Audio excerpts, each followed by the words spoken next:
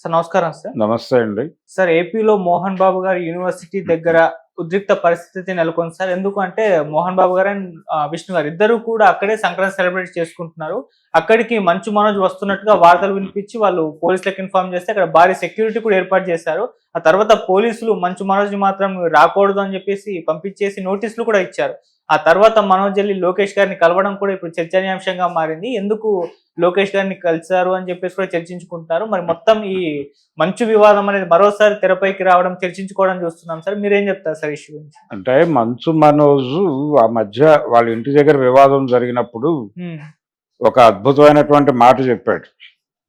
ఇది ఆస్తుల కోసం తగదా కాదు, ఆత్మగౌరవ పోరాటం అన్నాడు ఆయన. ఈ ఆత్మగౌరవ పోరాటం అనగానేమి అనేది గనక ఒక్కసారి ఆ ప్రశ్నలోకి తొంగి చూస్తే, ఆయన మోహన్ బాబు గారి విశ్వవిద్యాలయంలో తనకి కూడా ఒక షేర్ ఉండాలి కదా. అది తను ఆ షేర్ ఉన్నట్టుగా తన ప్రపంచానికి ఎలా చెప్పగలుగుతాడు? అక్కడ జరిగేటువంటి వాటిలో ఆయన పార్టిసిపేషన్ ఉండాలి. ఆ పార్టిసిపేషన్ ఉన్నప్పుడు మాత్రమే ఆయన్ని అందులో భాగస్వామిగా ప్రపంచం గుర్తిస్తుంది. లేదంటే లేనట్టే కదా. ఇక ఈరోజు మోహన్ బాబు గారు గేట్లు వేసేసాడు, అక్కడ లోపలికి నో ఎంట్రీ అన్నాడు, పోలీసులను అప్రోచ్ అయ్యాడు. నిజానికి నిన్న ఒక వార్త సర్క్యులేట్ అయింది. ఇది భోగి సందర్భంగా, భోగి నైట్ ఈ మంటలు భోగి మంటలు ప్రారంభిస్తూ మోహన్ బాబు గారు అందరికీ కూడా సంక్రాంతి శుభాకాంక్షలు చెబుతూ, భోగి పండుగ శుభాకాంక్షలు చెబుతూ మాట్లాడారు. ఆ సందర్భంగా ఈ ప్రస్తావన వచ్చింది, మనోజ్ గారు వస్తున్నారా, రమ్మని చెప్పాము, వారు వస్తారో రారో తెలియదు అన్నట్టుగా వారు మాట్లాడినట్టుగా ఒక వార్త అయితే సర్క్యులేట్ అయింది. ఆయన మాట్లాడా లేదా అనేది నేను చూడలేదు, కానీ ఒక మాట అయితే దొరికింది. అయితే ఇది వివాదం పర్టికులర్గా ప్రాపర్టీస్తో పాటు, ప్రాపర్టీస్ కంటే కూడా మోహన్ బాబు గారి విద్యా సంస్థలకు సంబంధించిన వ్యవహారాల్లో తన షేర్ ఏమిటి అనేది ఆయన అడుగుతున్నట్టుగా మనకు అర్థమవుతుంది ఈరోజు జరిగినటువంటి వివాదంతో. అంటే కాన్షియస్గా ఉన్నాడు ఆయన. హైదరాబాద్ ప్రాపర్టీసే కాదు, టోటల్గా వీళ్ళకున్నటువంటి ఎడ్యుకేషనల్ బిజినెస్లో, ఎడ్యుకేషన్ ఏరియాలో చాలా వ్యాపారాలు ఉన్నాయి వాళ్ళకి. ఇక్కడ కూడా లోకల్గా స్కూల్స్ ఉన్నాయి హైదరాబాద్లో కూడా. అది ఆయనే చూసుకుంటున్నాడు, విష్ణు గారే. అంటే స్కూల్స్ వ్యవహారం అంతా విష్ణు గారే చూసుకుంటున్నాడు. ఇది ఒకవేళ ఫ్యామిలీ ప్రాపర్టీగా ఉండుంటే అప్పుడు మనోజ్ పరిస్థితి ఏంటి? ఒకవేళ నష్టం వస్తే మనోజ్ పరిస్థితి ఏంటి? అప్పుడు ఈయన వాటా ఈయనకేస్తారు కదా అనేది ఏదో తన ఆందోళనగా ఆయన మాట్లాడుతున్నాడు బయటికి. అంటే ఇక్కడ వచ్చినటువంటి ఎర్నింగ్స్ని తీసుకెళ్ళి ఇంకెక్కడో ఇన్వెస్ట్ చేస్తున్నారు వీళ్ళు లాంటి ఎలిగేషన్స్ కూడా ఉన్నాయి ఆయనకు. మంచు మనోజ్ తనకు చెప్పకుండా తనని టోటల్గా అవాయిడ్ చేసి, ఈ మొత్తం మోహన్ బాబు యూనివర్సిటీ కావచ్చు, శ్రీ విద్యానికేతనం, ఇవన్నీ వ్యవహారాలన్నీ కూడా టోటల్గా మంచు విష్ణుకి అప్పచెప్పి తనని ఒంటరిని చేస్తున్నారు అనేది ఆయన ఎస్టాబ్లిష్ చేయదలుచుకున్నటువంటి వ్యవహారం మనోజ్. దీనికి సంబంధించి ఆయన రకరకాల శక్తుల్ని కూడగట్టుకునే ప్రయత్నం చేస్తున్నాడు. తన ఆర్గ్యుమెంట్ చెప్పుకోవడానికి వెళ్ళుంటాడు. ఆయన తిరుపతిలో దిగి అక్కడ తాజ్ హోటల్లో బస చేసి అక్కడి నుంచి ఒక కాన్వాయ్తో వెళ్ళే ప్రయత్నం చేశాడు ఏది యూనివర్సిటీ క్యాంపస్కి అనేది ప్రధానమైన ఆరోపణ. ఆయన అక్కడికి వెళ్ళగానే పోలీసులు అడ్డుకున్నారు. ఆల్రెడీ నోటీసులు సర్వ్ చేశారు ఆయనకి, మీరు రావద్దు ఇక్కడికి, అనవసరమైన వివాదాలు వద్దు అని. ఇప్పటికైనా సరే ఈ గందరగోళం చేసుకునేదానికంటే కూడా మోహన్ బాబు గారు ఒక బహిరంగ ప్రకటన చేస్తే బెటర్.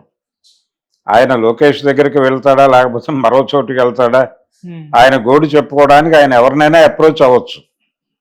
ఇలా ఇంటి పరుగుని వీధిలో వేసుకోవడం కాకుండా ప్రతి సందర్భంలోనూ పోలీసులు అందరూ ఇన్వాల్వ్ అయిపోయి నోటీసులు సర్వ్ చేసి వాళ్ళ ఫ్యామిలీలో ఏదో వివాదం ఉందని ప్రపంచం మాట్లాడుకుని, పైగా ఇది ప్రైవేటు వ్యవహారము, మీరు ఎందుకు పబ్లిక్గా మాట్లాడతారు అని కోప్పడతారు వారు. ఇది ప్రైవేటు వ్యవహారంగా జరగటం లేదు, పబ్లిక్లో గొడవ పడుతున్నారు. పోలీసులు ఆయన్ని రోడ్డు మీద ఆపి అడిగారు, ఒకవేళ నిజంగానే మనోజ్కి అన్యాయం జరుగుతోందేమో, ఆయనే చెప్పుకున్నాడు కదా స్వయంగా నాకు అన్యాయం జరుగుతోంది అని. అందుకని ఆయన మాత్రమే కాదు, వారి వదిన గారు కూడా మాట్లాడారు. ఎవరూ లేరని అనుకుంటున్నారేమో, మా చెల్లెలు ఒంటరి అనుకుంటున్నారేమో, మేము ఉన్నామని చెప్పి ఆవిడ భూమావారి ఆడపడుచు ప్రకటించారు అక్కడ, అఖిలప్రియ. కాబట్టి రకరకాలుగా ఒక ప్రెజర్ అయితే ఉంది మోహన్ బాబు ఫ్యామిలీ మీద మనోజ్ వైపు నుంచి. తను బిల్డ్ చేయగలిగిన మేరకు ప్రెజర్ బిల్డ్ చేస్తున్నాడు, కానీ విష్ణు చాలా స్థిరంగా ఉన్నట్టుగా కనిపిస్తోంది. ఈ మధ్య కాలంలో ఆయన మాట్లాడే ధోరణిలో కూడా చాలా మార్పు ఉంది. చాలా స్థిరంగా మాట్లాడుతున్నాడు, కాన్సన్ట్రేట్ చేసి కాంక్రీట్గా మాట్లాడుతున్నాడు, మాట ఆచితూచి మాట్లాడుతున్నాడు. మోహన్ బాబు గారు హాస్పిటల్లో ఉన్న రోజుల్లో ఆయన ప్రెస్ మీట్ పెట్టి, అంటే మీడియా వాళ్ళు ఉన్నారు అక్కడ, వాళ్ళందరినీ ఒక గదిలో అసెంబుల్ చేసి మాట్లాడాడు ఆయన. విడిగా ప్రెస్ మీట్ కాదు అది, అసెంబుల్ చేసి మాట్లాడుతూ, మీరు ఎందుకు వచ్చారు అక్కడికి, ఇది మా కుటుంబ వ్యవహారం, మేమేదో మా తిప్పలు మేము పడతాం, దయచేసి దీనిలో ఎవరు ఇన్వాల్వ్ అవ్వద్దు అని చెప్పాడు ఆయన. ఓకే, మీరు ఇంటర్నల్గా ఏదైనా ఘర్షణలు ఉంటే ఇంటర్నల్గా సెటిల్ చేసుకుంటే ఓకే, కానీ మీరు పర్సనల్గా దాడులు చేసుకోవడం మాత్రమే కాదు, పోలీస్ స్టేషన్ అప్రోచ్ అయిన తర్వాత అనివార్యంగా వార్తలు రాస్తారు. ఎందుకంటే లోకల్ రిపోర్టర్ల బాధ్యత ఏంటంటే రోజు లోకల్ పోలీస్ స్టేషన్కి వెళ్ళి ఏమిటి ఈరోజు కేసులో అని అడగటం అనేది ఆనవాయితీ రైటర్ని. రైటర్ గారు చెప్తారు ఈరోజు ఈ కేసులు జరిగినాయి, దానిలో కొంచెం ఇంట్రెస్టింగ్గా అనిపించే అంశాలు ఏవైనా ఉంటే వాటిని వీళ్ళు వార్తలుగా రాసుకుంటారు. కొన్ని పత్రికల్లో ఈరోజు నమోదైన కేసులు అని రాసే ఆచారం కూడా ఉండేది. ఇప్పుడు పత్రికలే గందరగోళంలో ఉన్నాయి కాబట్టి అలాంటివి లేవు, కానీ ఇదివరకు ఆ కల్చర్ ఉండేది. అలా ఇప్పటికీ కూడా లోకల్ స్ట్రింగర్స్ వాళ్ళ మార్నింగ్ నుంచి ఈవినింగ్ వాళ్ళ కార్యక్రమాలన్నీ అయిపోయిన తర్వాత ఒకసారి ఫైనల్గా లోకల్ పోలీస్ స్టేషన్ విజిట్ చేయటం అనేది ఆచారం. అలా విజిట్ చేసినప్పుడు మోహన్ బాబు గారి అబ్బాయి కంప్లైంట్ ఇచ్చాడు అని చెప్తే అది ఒక వార్తే రాసుకుంటాడు. రాయకూడదు అంటే ఎట్లాగా, మాకు సంబంధించిన వార్తలు, మా పేరున్న వార్తలు రాయకూడదు అంటే కుదరదు కదా. ఇది ఓపెన్గా రాకుండా చూసుకోవాల్సిన అవసరం మీకుంది, అది చూసుకోండి. అది చూసుకోకుండా మా గురించి ఎవరు రాయకూడదు, మా గురించి ఎవరు మాట్లాడకూడదు అంటే ఎవరు మాట్లాడరు. రేపు మీ సినిమా చూడాలి కదా ప్రపంచం, మీ కన్నప్ప సినిమాని చూడాలి. అది కూడా ఆయన చాలా గంభీరంగా మాత్రమే కాదు, థ్రెటనింగ్ టోన్తో మాట్లాడుతున్నాడు. ఈ మధ్య మంచు విష్ణు గారి గొంతులో చిన్న మార్పు కనిపిస్తోంది. ఆయన వాళ్ళ తమ్ముడితో మాత్రమే కాదు, అందరితోనూ కొంచెం జటిలంగా వ్యవహరించే పద్ధతిలో తయారయ్యాడు. ఇదివరకు ఈ ధోరణి లేదు ఆయనలో, మామూలుగానే ఉండేవాడు, కొంచెం ఒబీడియంట్గానే ఉండేవాడు. ఈ మధ్య అలా ఉండటం లేదు, ఆయన అగ్రెసివ్గా ఉంటున్నాడు. ఈ అగ్రెసివ్నెస్ ఎప్పుడైతే ఆయనలో కనిపిస్తోందో, ఎప్పుడైతే ఈ వివాదం ఉందో, నిజంగానే తనకేదో అన్యాయం జరిగిందేమో అనిపిస్తోంది. అలా కాకుండా మోహన్ బాబు గారు ఓపెన్గా ఒక ప్రకటన చేసి దీనిలో మంచు విష్ణుకి ఏ సంబంధము లేదు, అతనికి సెటిల్ చేయాల్సిందేదో సెటిల్ చేసాం, ఆయన విల్లు రాశాడు అని ఒక ప్రచారం జరిగింది. మరి ఆ విల్లులో ఏముందో వాళ్ళకి తెలిసి ఏకీభవించి ఆయనతో ట్రావెల్ అవుతున్నారా లేదో తెలియదు ప్రపంచానికి. అదంతా వాళ్ళ పర్సనల్ గొడవే, దాంతో మనకు ప్రమేయం లేదు. ఆయనకు పోలీసులు నోటీసులు ఎందుకు సర్వ్ చేశారు అనేది ఇష్యూ. నోటీసులు సర్వ్ చేశారంటే హైదరాబాద్ గొడవ ఇంకా మండుతోంది అని అర్థం. ఆయన్ని యూనివర్సిటీలోకి ఎంటర్ కానివ్వటం లేదనేది వాస్తవం. ఆయన ఆత్మగౌరవ పోరాటం అన్నది దీని గురించే అనేది మనకి ఇప్పుడు అర్థమవుతుంది. అంటే ఇక్కడ నాకు ఉందా లేదా చెప్పేయండి వెళ్ళిపోతాను అన్న టోన్లో ఉన్నట్టుగా కనిపిస్తున్నాడు అతను. అదేదో చెప్పేస్తే అయిపోతుంది, బాబు నీకు తిరుపతితో ఏ సంబంధము లేదు, ఇది టోటల్గా మంచు విష్ణు తాలూకా వ్యవహారం, అతను చూసుకుంటాడు, నీకు ఏ సంబంధం లేదు, నీకు వేరే పద్ధతిలో ఏదో సెటిల్ చేశారనో సెటిల్ చేయనను, నీ పట్ల నేను విముఖున్నై ఉన్నాను, ఆ మాట కూడా అన్నాడు ఆయన.